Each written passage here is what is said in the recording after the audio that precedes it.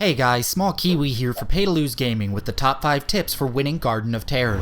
First, a quick overview. Garden of Terror is a 3-lane map with 2 siege camps and a bruiser camp between top and middle lane, and 2 more siege camps and a bruiser camp between middle and bottom lane. The map features periodic night cycles, at which time 2 huge Garden Terrors and 4 groups of Shamblers will spawn. Kill any of these and they'll drop seeds that can be collected. After one team collects 100 seeds, a powerful plant terror will grow in their base. One team member can then take control of the terror to siege enemy forts. That's how it's played, now here's how to win. The night is dark and full of terrors, so it's wise to stick together as a group to tackle the large plant terrors and to challenge the enemy team as they try to do the same. Individual heroes can fight the Shambler groups on either side of the terror. Just beware of enemies who may try to gank lone players when they're in combat, and be ready to go to their aid. By staying together, a team can quickly and safely collect seeds, and then either challenge the enemy team for any seeds remaining on the map, or return to soaking XP or taking other map objectives. Each night cycle on Garden of Terror brings 180 seeds, 90 for the top half and 90 for the bottom. This means that if a team wants to summon an early terror, at least 10 will have to be stolen from the other side. Elusive characters like Tassadar, Falstad, or Vala can quickly clear a group of Shamblers at top, while the rest of the team collects the seeds on the bottom half. It can be risky, but not necessarily a bad idea, especially if the opposing team is down a hero or 2. When the enemy team inevitably summons a plant terror of their own, the best strategy is to deal with it as a team as quickly as possible to limit its pushing potential.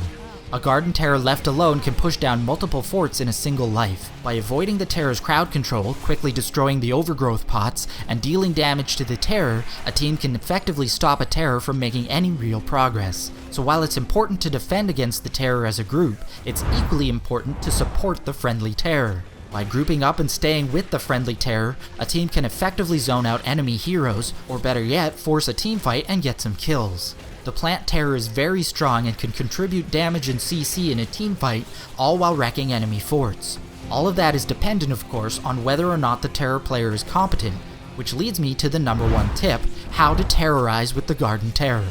This is a big one because there are lots of ways to maximize the terror's potential. First, it's best to stick with teammates and push together, but there may be times that that's not possible. If that happens, the terror can still make a lot of progress by playing carefully.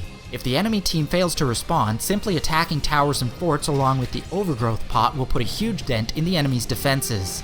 If they do respond, the terror can use sprint to put distance between itself and enemy heroes, and zone out pursuers with the Spore Queen's Curse, that's his Q ability.